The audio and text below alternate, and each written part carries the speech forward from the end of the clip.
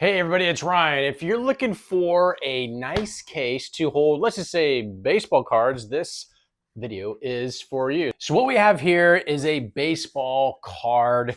We'll call it a storage sealable folder.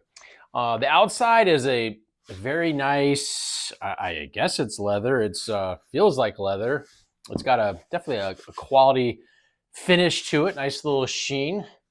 Very nice. Does have a strap to hold or hang, how you want to do it.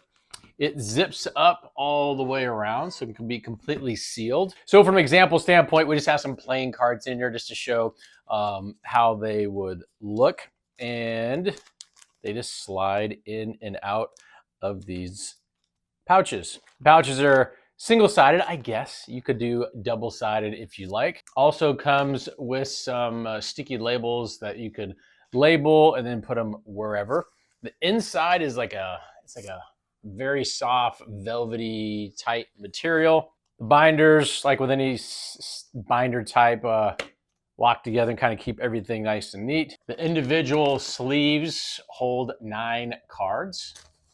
It does come with 50 of these sleeves that hold 9 each. So 50 times 9, I believe that's 450 individual cards.